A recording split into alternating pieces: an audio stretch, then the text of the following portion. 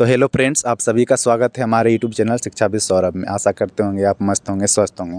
तो हम आपके सामने आज लेकर आ रहे हैं हिंदी के टॉपर्स जिनका एडमिशन्स हुआ। वो आपको बताएंगे कैसे कैसे इनका एडमिशन्स हुआ और कहाँ से बिलोंग करते हैं, कौन सा डिस्ट्रिक्ट इनका है।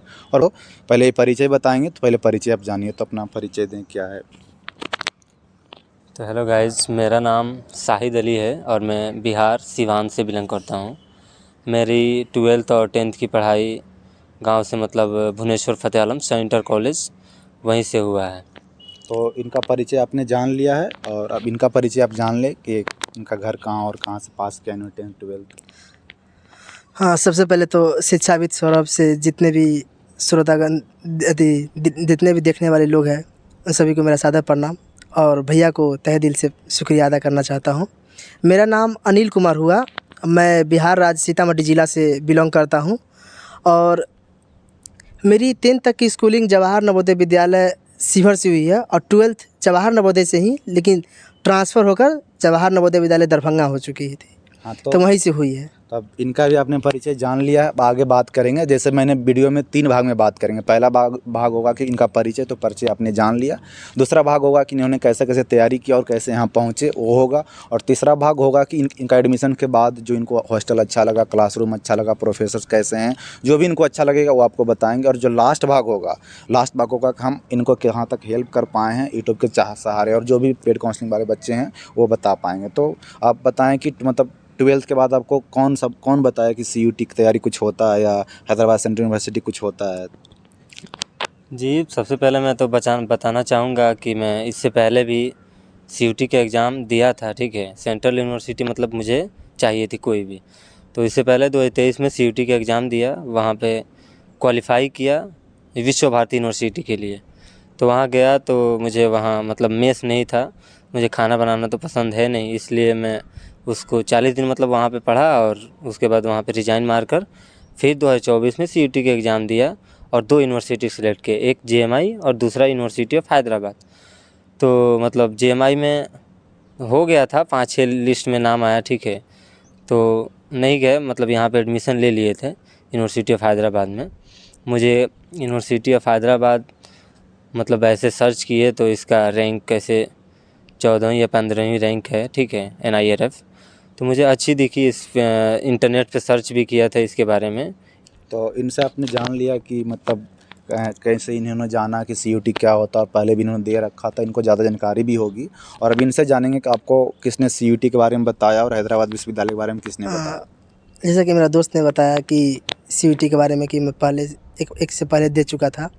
मैं बताता हूँ कि मेरा 12th इसी ईयर पास आउट हुआ हूँ और नवोदय में इस परंपरा के CUT के बारे में, अदर एग्ज़ाम के बारे में, हर चीज़ के बारे में पता होती रहती है। लेकिन मुझे ये नहीं पता था कि हैदराबाद यूनिवर्सिटी के बारे में, कि इसके बारे में। CUT का एग्ज़ाम मैं खुद से प्रिपेयर करके किया था और मैं खुद से प्रिपेयर करके एग्ज़ाम दिया था। मैं सिलेबस उसके NTA की वेबसाइट पर जाकर चेक किया, उसके बाद खुद से प्रिपेयर किया था। और हैदराबाद यूनिवर्सिटी के बारे में जानने के लिए तो मैं ऐसा ही, इससे पहले रजिस्ट्रेशन दूसरे यूनिवर्सिटी के बारे में कर रहा था, BHU के बारे में किया। तो इसके बाद क्या हुआ कि रजिस्ट्रेशन का सर्च किया था कि रजिस्ट्रेशन कैसे करें। तो इसके बाद भैया का वीडियो कॉल होकर आया था। इसके बाद मैं उस दिन मतलब कि थोड़ा देर देखा तो हमको अच्छा लगा कि यूनिवर्सिटी के बारे में भैया बता रहे थे। तो इसके बाद हम वहाँ से रजिस्ट्रेशन किए, भैया से बात करके रजिस्ट्रेशन किए थे। और रही बात कि मेरा सिलेक्शन का, तो BHU में भी 3rd राउंड में DAV मिल रहा था, जो मेन कैंपस नहीं था वो भी नहीं मिल रहा था, इलाहाबाद मिल चुका था और JNU में भी हो चुका था। तो मैं नहीं गया, लेकिन हैदराबाद यूनिवर्सिटी अच्छा लगा, हैदराबाद यूनिवर्सिटी में आ गया। तो इनसे भी जान लिया आपने कि इनको कैसे पता चला CUT के बारे में और हैदराबाद विश्वविद्यालय के बारे में। अब इनसे थोड़ा बहुत जान लेते हैं कि इन्होंने कहाँ से तैयारी किया, कोई कोचिंग वगैरह भी लिया, खुद से पढ़ाई की है, जो भी हो ये बताएंगे। तो आपने कोई कोचिंग वगैरह लिया या खुद से तैयारी किया है? नहीं, कोचिंग तो नहीं लिया मैं, ऐसे मतलब पिछले ईयर 2023 में मतलब मैं एक 1 मंथ शायद कोचिंग लिया था। अपने जिस कोचिंग में पढ़ा था ना 10th और 12th, वहीं पे मतलब कोचिंग लिया CUT का, वहाँ पे 1 महीना पढ़ा, ठीक है। उसके बाद एग्ज़ाम दिया तो वहाँ हो गया था मेरा। उसके बाद यहाँ 2024 में कहीं कोचिंग नहीं लिया, घर पे पढ़ाई किया, क्योंकि मुझे सब्जेक्ट पता लग गए थे मतलब कौन सा मतलब क्या आता है, ठीक है। तो कोचिंग तो कहीं नहीं लिया, ठीक है, घर पे ही पढ़ाई किया हूँ। तो इनसे भी आपने जान लिया कि इन्होंने कोई कोचिंग नहीं लिया, क्योंकि पिछले बार इन्होंने दे रखा था एग्ज़ाम, तो इनको आइडिया मिल गया था क्या हमको पढ़ना है क्या हमको नहीं पढ़ना है।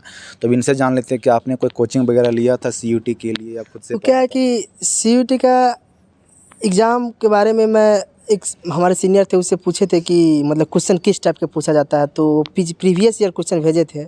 हालांकि इस बार ऑफलाइन एग्ज़ाम हुआ है तो मुझे थोड़ा अंदाज़ा हो गया कि क्वेश्चन किस टाइप से पूछा जा रहा है। अगर आपको मतलब कि जनरल टेस्ट के बारे में अगर बताया जाए तो जनरल टेस्ट के बारे में थोड़ा आप, एक होता है कि अपने बिहार साइड में भारतीय भवन गणित भारती 2 चलती है, और थोड़ा SSC जो GD होती है ना, SSC GD SSC MTS उस टाइप का थोड़ा क्वेश्चन उस लेवल से क्वेश्चन आ रही है। थोड़ा 2022 से जो शुरू हुई थी थोड़ा लेवल उसका उतना नहीं था, लेकिन धीरे धीरे अब लेवल बढ़ रहा है। तो उसी के अनुसार अगर SSC MTS SSC GD इस टाइप का अगर तैयारी कर लेते हैं तो आपका मतलब कि GT आराम से हो सकता है। GT और इंग्लिश आराम से हो सकता है। और इसके बाद कि अगर हिंदी का तैयारी करना चाहते हैं तो हिंदी से ग्रामर पढ़ लीजिए आप, आराम से हो जाएगा। ग्रामर थोड़ा NTA की वेबसाइट पर जाकर सर्च कर लीजिए कि क्या क्या पढ़ना है, उसके थ्रू देख लीजिए और उसके बाद थोड़ा पढ़ लीजिए। यही संधि समास आती है और ये संज्ञा सर्वनाम सब आती है। तो इनसे भी जान लिया कि इन्होंने कोचिंग वगैरह कोई नहीं लिया, और बहुत बच्चे कोचिंग लेते हैं क्योंकि उनको पता नहीं होता सिलेबस क्या है और उनको कैसे पढ़ना है, क्योंकि जब तक वो सिलेबस नहीं जानेंगे तो उनको पता भी नहीं चलेगा उनको क्या पढ़ना क्या नहीं पढ़ना। क्योंकि जैसे आपको हैदराबाद विश्वविद्यालय आना, तो हैदराबाद विश्वविद्यालय का अपना क्राइटेरिया होता है, सब विश्वविद्यालय का अपना अपना क्राइटेरिया होता है। अगर आप हैदराबाद विश्वविद्यालय में हिंदी लेना चाहते हैं तो आपको हिंदी के मार्क्स से आपको मेरिट बनेगा, सिर्फ हिंदी में जितना आप मार्क्स लाएंगे उसी के बेसिस पे आपका मेरिट बनेगा। बाकी आपका जो इंग्लिश होगा वो क्वालिफाइंग पेपर होगा, उसमें आपको मत 35 मार्क्स लाना, ज़्यादा नहीं लाना, ओनली 35 मार्क्स लाना आपको। बाकी हिंदी में आप जितना ज़्यादा ला सकते हैं, 200 मार्क्स का होता है तो आप 200 में 200 भी ला सकते हैं, जितना आपको लाना वो ला सकते हैं। तो ध्यान रहे कि हिंदी का जो मेरिट बनेगा सिर्फ हिंदी के पेपर से बनेगा। तो आपको जितना भी मेहनत करना है, जितना भी जोर लगाना है, सिर्फ हिंदी में ही करें, क्योंकि आपको हिंदी में एडमिशन चाहिए। तो अब ये जान लिया, अब ये जान लेते हैं कि एडमिशन्स के बाद इनको कैसा लग रहा है यहाँ आकर, कैसे हॉस्टल है, मेस कैसे हैं, और बाकी जो कैंपस है, इन्वायरमेंट है क्या है नहीं है, वही बताएंगे। बाकी अभी तो पॉलिटिक्स का सीजन चल रहा है, वो भी थोड़ा इंक्लूड कर देंगे। पॉलिटिक्स के बारे में तो कुछ नहीं। अभी भैया ने बताया कि मतलब यूनिवर्सिटी में आने के बाद कैसा लग रहा है। बेसिकली मैं बता रहा हूँ कि मतलब पहले ही बता चुका हूँ कि यहाँ पे आने का मतलब वो जूनियर्स होने का एहसास नहीं होता है। हमारे सीनियर्स लोग इतने अच्छे हैं कि मतलब यहाँ पे एंटी रैगिंग है, रैगिंग तो होता ही नहीं है, और बहुत अच्छे बिहेवियर करते हैं अपने जूनियर्स के साथ, सीनियर्स भाई लोग।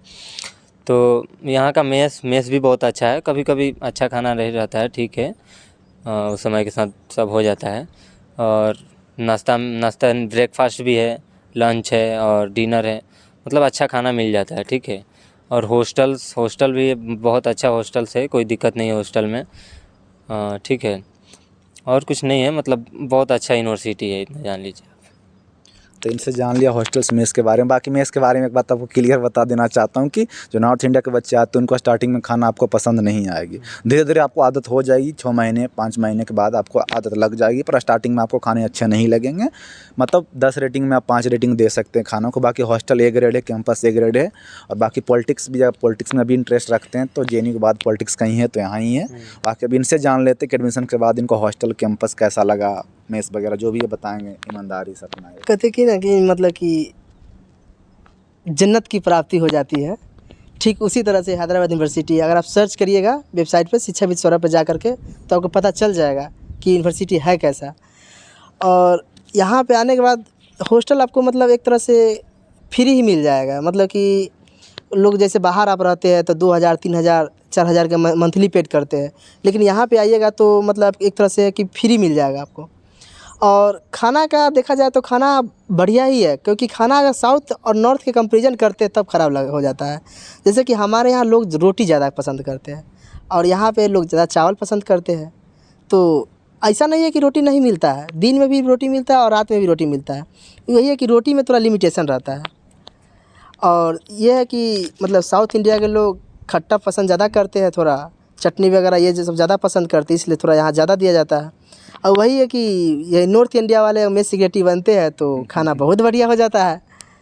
अब मतलब खाना में कोई ऐसा नहीं है कि तुलना करने पर ख़राब लगता है। इसमें सारी चीज़ का फैसिलिटी है आपको। बहुत सारे मतलब कि स्पोर्ट कॉम्प्लेक्स है, इंडोर गेम है, बैडमिंटन है और इंटर जोनल जो यूनिवर्सिटी जो मतलब गेम होती है वो हमेशा हर ईयर मतलब ऑर्गेनाइज होती रहती है। तो आपके पास स्कोप भी बहुत ज़्यादा है एक्स्ट्रा करिकुलर एक्टिविटी में भाग लेने का। और आइए, बहुत अच्छा लगेगा आपको यूनिवर्सिटी।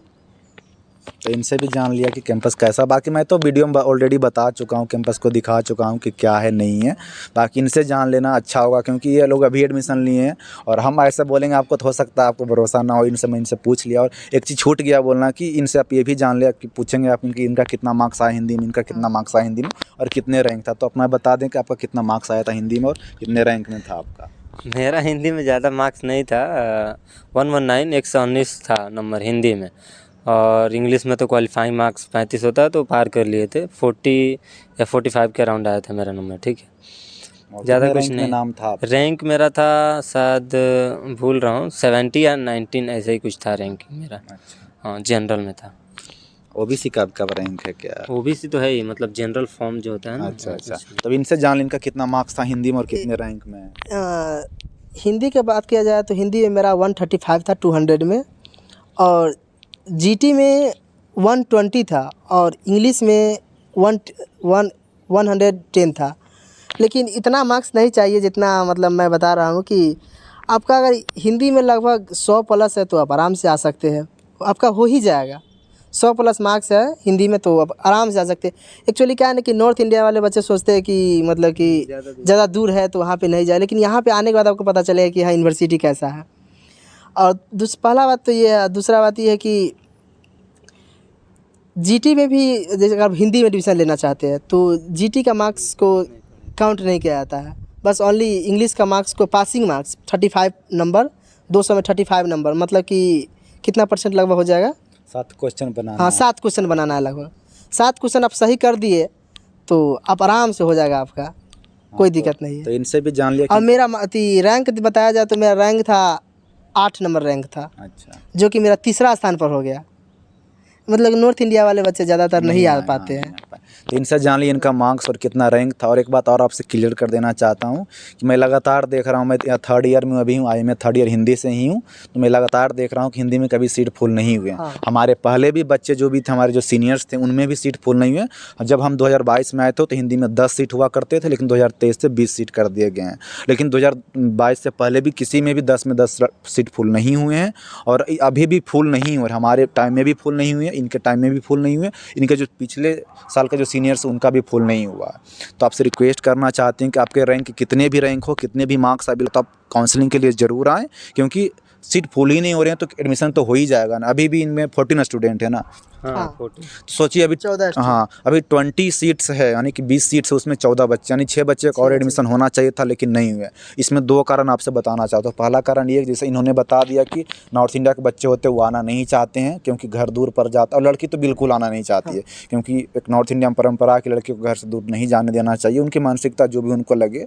तो लड़के भी तो नहीं आते हैं। दूसरा बात ये है कि जैसे कि मान लेते हैं कि हिंदी में 20 सीट है तो किन्हीं का रैंक 21 रैंक आ गया तो वो भी नहीं आते हैं, किन्हीं का रैंक 22 है वो भी नहीं आते। इसलिए नहीं आते, उनको लगता है, उनको एडमिशन मतलब उनको आने का पूरा मन होता है कि नहीं हम चले जाते तो मेरा एडमिशन हो जाता, लेकिन वो नहीं आते क्योंकि उनका 21 रैंक आ गया तो उनको लगता नहीं 20 ही सीट है, 20 रैंक तक एडमिशन होगा तो हम 21 से मैं क्यों जाऊँ। ये आप गलत फहमी मत पालिए। जो ऊपर के बच्चे होते हैं, टॉप 10 वाले बच्चे, टॉप 20 वाले बच्चे, वो आते ही नहीं हैं, कोई मतलब नहीं। वो BHU में एडमिशन ले लेते हैं, DU में ले लेते हैं, जहाँ भी उनको अच्छा लगता है वो ले लेते हैं। तो आपसे रिक्वेस्ट है कि आपका कितना भी रैंक हो उससे फ़र्क नहीं पड़ता है, एडमिशन के लिए ज़रूर आएँ। और आपसे उम्मीदें करते हैं, और आप जब एडमिशन ले लेंगे तो आप फील भी करेंगे कि नहीं आप BHU छोड़कर अच्छा कर रहे हैं, क्योंकि BHU में आपको इस तरह से हॉस्टल भी नहीं मिलेगा, मेस भी नहीं मिलेगा, वहाँ खर्च भी आपको ज़्यादा, वहाँ ऐसा डिपार्टमेंट भी आपको नहीं मिलेगा। तो ये बिल्कुल भी सोच कर मत आएँ कि हम यूनिवर्सिटी, किसी भी यूनिवर्सिटी में एडमिशन ले लेंगे तो हम IAS बन जाएंगे, PCS क्लियर कर देंगे, ऐसा कुछ भी आपको नहीं है। जो भी करना होगा बस आपको ही पढ़ना होगा, प्रोफेसर आपको कुछ नहीं करवा पाएंगे।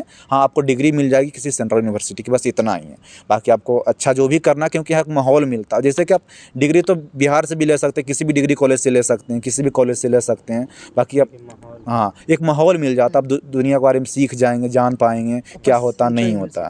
तो बस यही एक फ़ायदा है। और हम आपसे रिक्वेस्ट करते हैं बार बार कि आपका कितना भी रैंक हो तब ज़रूर आएँ। तो हाँ, हम इनसे पूछ लेते हैं कि आपको हम कहाँ तक हेल्प कर पाएँ, आपको भी हेल्प करना है मेरे, तो हम इनसे पूछ लेते हैं आपको हम कहाँ तक हेल्प कर पाएँ, 1-2 वर्ड में आप बताएँ। क्या मतलब भैया, मतलब इनके मैं जब घर पे था, ठीक है, तो काउंसलिंग तो हो गया था 6 तारीख को, ठीक है, लेकिन डेट को बढ़ाकर 21 तारीख कर दिया गया था। तो मुझे पता नहीं था, मेरा 6 तारीख को काउंसलिंग हो गया और मैं चला गया घर। तो एक हिस्ट्री का लड़का था जिसका यहाँ पे नहीं हुआ, तो मेरा नंबर मतलब भैया का नंबर दिया वो, ठीक है।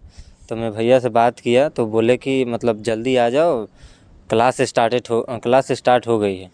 तो मैं भैया से बोला कि ठीक है भैया, कुछ टाइम लगेंगे क्योंकि मैं तो बिहार से हूँ, 3 दिन आने में ही लग जाता है। तो इसलिए भैया मुझे हेल्प किए, बोले कि ठीक है कोई बात नहीं है, 3-4 दिन में तुम आ जाओ और कोई दिक्कत नहीं है। तो क्योंकि आपको भी हेल्प करना है तो इनसे आप जान लेंगे थोड़ा अच्छा लगेगा आपको, क्योंकि ऐसा नहीं लगे कि मैं आपको बस वीडियो बना कर दे रहा हूँ, बाद में आपको हेल्प नहीं करूँगा। तो ये मानसिकता अपना पहले आपको भी हेल्प करेंगे। कि हेल्प की बात किया जाए तो एकदम क्या बोलते हैं उसको, भगवान की तरह। जैसे कि हम 5 तारीख को 3 तारीख को घर से चले थे, 6 तारीख को एडमिशन प्रोसेस था, ये काउंसलिंग प्रोसेस था।